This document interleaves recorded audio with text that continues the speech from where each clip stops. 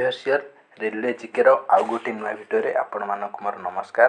आज भिडियो आपण मानक बहुत गुड़े नुआ किसी क्वेश्चन देखा मिले ताल चलते आरंभ करिया। पूर्व भिडियो को लाइक कर दिंतु, जदि प्रथम थर चैनल को आसते चैनल को सब्सक्राइब कर दिंतु।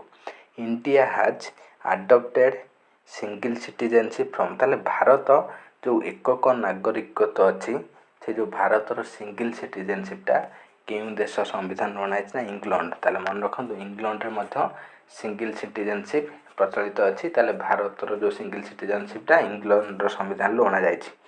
सेपरी अमेरिका रे डुअल सिटीजनशिप मन रखि था, एग्जाम रे पचार दूची। Fundamental right in Indian constitution are guaranteed. ताले भारत संविधान रो जो मौलिक अधिकारटा काहाकू सुरक्षा प्रदान करुचना इंडियन सिटीजन। ताले भारतीय मानकर मौलिक अधिकार को सुरक्षा करुची भारत संविधान लो फंडामेंटल राइटा। या विदेशी नागरिक यदि भारत रोची ताले फंडामेंटल राइटा तांको पई लागू न, केवल भारतीय नागरिक मानक पई फंडामेंटल राइटा उपयुक्त। According to Indian constitution right to property is now. ताले भारतीय संविधान रे वर्तमान राइट टू प्रॉपर्टी बा संपत्तिगत अधिकारटा क्यों अधिकार अच्छे ना गोटे स्टैट्यूटरी राइट बा लीगल राइट बा आईनगत अधिकार। ताले ये जो संपत्तिगत अधिकारटा प्रथमे फंडामेंटल राइट रे थिला मात्र 1978 मसीह रे 44तम संविधान संशोधन आईन बल रे फंडामेंटल राइट रू यह कड़ा जाइकी लीगल राइट बा स्टैट्यूटरी राइट रे जोग करा जाइछि। The article of Indian constitution that provide equality before law और equal protection of law within the territory of India. ताले भारतीय सीमारेखा मध्य बास करुवा समस्त नागरिक मानक भारतर आईन समान सुविधा सुजोग प्रदान करि थाए। ताले एटा केउं धारार वर्णना कराइछना भारतीय संविधान लो धारा 14 बा आर्टिकल 14 रे वर्णना कर जाइछि आईन आगरे समस्ते समान। The right under Indian constitution which is human right as well as fundamental right. ताले भारतीय संविधान ले केउं अधिकारटा अछि जे कि ह्यूमन राइट मानविक अधिकार जाउछि ता सहित फंडामेंटल राइट मौलिक अधिकार जाउछि। ताले भारतीय संविधान लो केउं विषयटा उभय मानविक अधिकार एवं मौलिक अधिकार रे अंतर्भुक्त ना राइट टू एजुकेशन शिक्षागत योग्यता जो शिक्षागत अधिकार एटा उभय ह्यूमन राइट एवं फंडामेंटल राइट रे जाइछि। ताले फंडामेंटल राइट रो केउं धारा ना फंडामेंटल राइट रो 21 ए धारा रे एजुकेशन विषय रे वर्णना करा जाइछि। मौलिक शिक्षा समस्त पई बाध्यतामूलक अटे। The writ issued by the Supreme Court or a High Court to perform tax that he failed to perform। ताले कौन सरकारी ऑफिस रे कार्यर अवहेला कले सुप्रीम कोर्ट किंबा हाई कोर्ट केउं रिट जारी करथांती ना मांडामस। ताले मन रखंतु मांडामस जारी करथांती सुप्रीम कोर्ट हो किंबा हाई कोर्ट हो।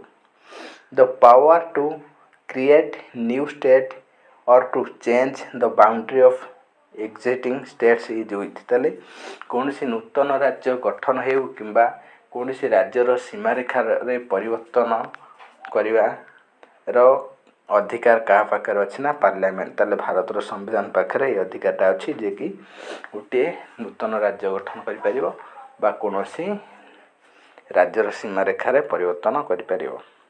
The fundamental right of the citizens of India can be suspended during. ताले भारतीय नागरिक मानकर मौलिक अधिकारटा केउं समय रे सस्पेंड कर जाय थाय ना नेशनल इमरजेंसी जातीय जरूरीकालीन परिस्थिति समय रे भारत नागरिक मानकर मौलिक अधिकारटा को निषिद्ध घोषणा करा जाय थाय। ताले नेशनल इमरजेंसी भारत आर्टिकल 352 धारा रे अछि आ 356 आ 360। ताले मन रखन तीनटा नेशनल इमरजेंसी बा जातीय जरूरी परिस्थिति अछि। गोटेला फाइनेंशियल इमरजेंसी जोड़ा 360 धारा रे, नेशनल इमरजेंसी जोटा कि 356 धारा रे, आ स्टेट इमरजेंसी जोटा कि 352 धारा रे वर्णना करा जाइछि मन रखिबे। एवं एई नेशनल इमरजेंसी लागिथिले मध्य संविधान जो 20 आउ 21 धारा अच्छी ये दुईटा धारा बलवत्तर रही है। ये दुईटा धारा केबेले सस्पेंड हो न था, बाकी सब फंडामेंटल राइट गुड़िक सस्पेंड हो जाए। The direct principle of state policy directly influenced by Gandhian morale philosophy is in. ताले राष्ट्र निर्देशक मूलर नीति रे केउं आईन गांधी दर्शन द्वारा स्थान दि जाए ना free legal aid for to the poor. ताले गरीब लोक मानक मागणार जो आईन सुविधा सुजोग जोगाई देवा फ्री लीगल एड। ताले यहाँ है महात्मा गांधी का दर्शन बा महात्मा गांधी का दर्शन आसिकी डायरेक्ट स्टेट पॉलिसी अंडर रे जोग करा जायछि। The main reason to include directive principle of state policy in the constitution of India is to ताले राष्ट्र निर्देशमूलक नीति संविधान रे जोग करा जिबार मुख्य उद्देश्य कौन अटे ना एस्टाब्लिश ए वेलफेयर स्टेट। ताले भारत को गोटे वेलफेयर स्टेट बा जनमंगल राष्ट्र रे परिणत करिया पई राष्ट्र निर्देशमूलक नीति को संविधान रे जोग करा जायछि। ताले राष्ट्र निर्देशमूलक नीति भारतीय संविधान 36 रु 51 धारा मध्य वर्णित अच्छी। The fundamental duties can be enforced through writs. मौलिक कर्तव्य को रिट द्वारा प्रभावित करा जाई परिबो कि? ताले नो। ताले यह को प्रभावित करा जाई परिबो नाही। The fundamental duties were added to Indian constitution by. ताले जो फंडामेंटल ड्यूटीज बा जो मौलिक कर्तव्य रहिला एटा भारतीय संविधान रे केबे जोग कराइतला ना 1976 मसीहा 42तम संविधान संशोधन सम आईन बल रे भारत रे मौलिक कर्तव्य बा फंडामेंटल ड्यूटी जोग कराइतला। ताले केतोटी फंडामेंटल ड्यूटी अछि ना मोटे 10टी फंडामेंटल ड्यूटी अछि। ताले फंडामेंटल ड्यूटीटा भारतीय संविधान 51 धारा रे वर्णना कराइछि एवं ए फंडामेंटल ड्यूटीटा केउ देश रो आसीछि ना यूएसएसआर जोटा कि रूसिया कहती रूसिया रो आसीछि। एतिको पॉइंट मन रखिबे एग्जाम पई important. The president can resign from his office any time by addressing the resignation letter writing in his hand to. ताले भारत राष्ट्रपति जदि इस्तीफा देबाकू चाहिए ताले से इस्तीफा पत्र क्या दे था ना वाइस प्रेसिडेंट उपराष्ट्रपति को दे था। ताले राष्ट्रपति जदि इस्तीफा देबाकू चाहिए उपराष्ट्रपति को तांकर इस्तीफा पत्र देवे। जदि उपराष्ट्रपति इस्तीफा देबाकू चाहिए से राष्ट्रपति को तांकर इस्तीफा पत्र देवे। मन रखिए दुईटी point. The election to the office of the president can be challenged. ताले जदि राष्ट्रपति निर्वाचन रे कौनसी पात्र अंतर बा भूल देखादेला ताले जदि यह को चैलेंज करा जिवो केवल सुप्रीम कोर्ट रे ही चैलेंज करा जाई परिबो। ताले राष्ट्रपति इलेक्शन संबंधी कौनसी समस्या उपजिले केवल सुप्रीम कोर्ट रे ही यार आवेदन करा जाई परिबो बा केस करा जाई परिबो। The president is elected by. ताले भारत राष्ट्रपति कहा द्वारा निर्वाचित होती ना इलेक्टोराल कॉलेज। ताले मन रखु ये जो इलेक्टोराल कॉलेज रे किए सब सदस्य था ना भारत राष्ट्रपति को जो इलेक्टोराल कॉलेज निर्वाचित कर जाए से इलेक्टोराल कॉलेज रे सब लोकसभा एमपी था राज्यसभा एमपी था एमएलए मान था सब विधानसभा एमएलए मान था आउ मेंबर ऑफ लेजिस्लेटिव काउंसिल जो राज्य जो रहा आमर विधान परिषद यार सदस्य भी एथेरे थांती। किंतु राष्ट्रपति निर्वाचन रे कौनसी मनोनीत सदस्य अंशग्रहण करिपारि न थांती केवल निर्वाचित सदस्य माने एथेरे अंशग्रहण करिथांती। मन रखिए।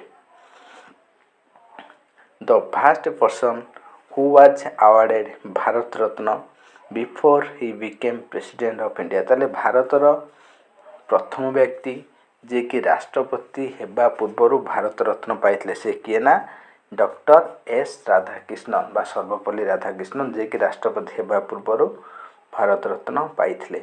The maximum age limit prescript for the office of the president. ताले जने राष्ट्रपति हेबा पई सर्वोच्च बयस सीमा केते ना सर्वोच्च बयस सीमा सेमिति किछि वर्णना नाही तो मात्र सर्वनिम्न बयस सीमा होछि केते ना 35। जने 35 वर्ष रु कम हेले राष्ट्रपति निर्वाचन रे प्रतियोगिता करिपारिबो नाही। तेणु 35 वर्षରୁ ଅଧିକ ହେବା ଦରକାର ଏବଂ सर्वाधिक बयस स्थिर नाही, ଯେତେ ବୟସ ହେଲେ ବି ଚଳିବ। The president who was elected unopposed to the office of the president of India was. ताले भारतर राष्ट्रपति किए बिना बाधारे निर्वाचित होइथिले, माने तांकर अपोजिट रे को कैंडिडेट नथिले, केवल सेही निर्द्वंद्व निर्वाचित होइथिले केना नीलम संजीव रेड्डी। मन रखंतु नीलम संजीव रेड्डी जी के आंध्र प्रदेश अटंती, से अप्रतिद्वंदी भाव में राष्ट्रपति रूप निर्वाचित होइथिले। The supreme commander of armed force of India. ताले भारतर जो आर्म फोर्स रहिला, आर्म फोर्स माने जो स्थल सेना रहिला, इस स्थल सेनार मुख्य किए ना राष्ट्रपति। ताले राष्ट्रपति स्थल जल एवं वायुसेना तीनोटी जांक सेनार मुख्य कमांडर अटंती, मन रखिथांतु। The vice president of India remain office for a period of. ताले भारतर उपराष्ट्रपति केते वर्ष पाई निर्वाचित होइथांती ना 5 वर्ष पाई भारतर उपराष्ट्रपति निर्वाचित होइथांती। The characteristic of the parliament form of government. ताले parliament form of government characteristic कोना कलेक्टिव रेस्पॉन्सिबिलिटी। ताले मन रखियो एटा। According to Article 75(3) or of Indian Constitution, the Council of Ministers is collectively responsible to। ताले भारतीय संविधान रो 75(3) धारा अनुसार मंत्रिमंडल क्या पाखे उत्तरदायी अटंती ना लोकसभा पाखे। ताले मन रखंतु भारतीय संविधान रो 75(3) धारा रे वर्णना करा जायछि जे कि मंत्रिमंडल सब लोकसभा पाखे उत्तरदायी रही थांती। The department of national language works under. ताले जातीय भाषा विभाग का अधीन रे कार्य करिथाय ना मिनिस्ट्री ऑफ होम अफेयर। ताले ministry of home affair under रे नेशनल लैंग्वेज डिपार्टमेंटा कार्य करिथाय। The main adviser of union government in legal matter. ताले आईन संबंधी कोनोसी दरकार पड़े केंद्र सरकार को किए उपदेश दे था, उपदेष्टा भाव कार्य करते ना अटॉर्नी जनरल ऑफ इंडिया। ताले मन रखंतु ये जो अटॉर्नी जनरल ऑफ इंडिया होती से भारतर हाईएस्ट लॉ ऑफिसर।